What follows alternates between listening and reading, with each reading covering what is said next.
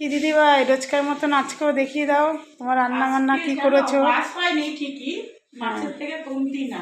তাই নাকি? আজকে আমার ভীষণ পছন্দের খাবার। তাই?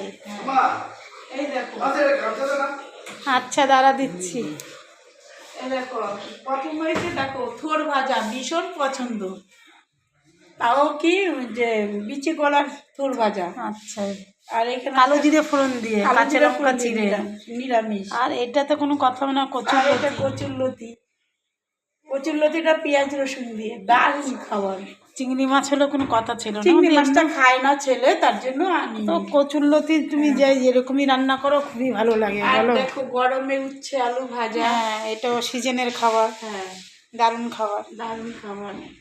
আর এখানে দেখো আলু পটলের তরকারি, বাহ এই সুন্দর কাঁচা লঙ্কার তরকারি, কিন্তু দারুণ খেতে। কালারটা সুন্দর হয়েছে একদম, তোমার সবুজ সবুজ হয়নি। হ্যাঁ, আর আজকে কিন্তু আমরা ডাল করি নাই, ডালের বদলে দেখো কাঁচা আম দিয়ে আর ওই যে গাঁটি কচু দিয়ে আমার মা করতো না, ঝাল টক ভীষণ। আমি বাড়িতে করেছিলাম মিষ্টি আলু দিয়ে, গাঁটি কচু দিয়ে তেঁতুল দিয়ে আম পাতলা করে চিড়ে চিড়ে দিয়েছে, টকটা লাস্ট পাতে দারুণ লাগে বোন খেতে।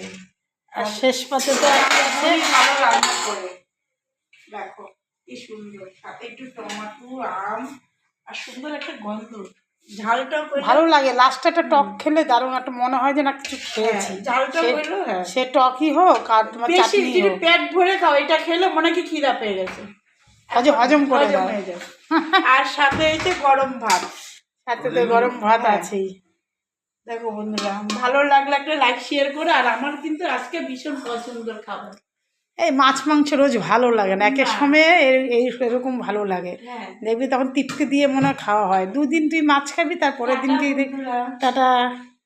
তাহলে রান্নাগুলো দেখে নিয়েছে বন্ধুরা, কী কী রান্নার রেসিপি। টাটা।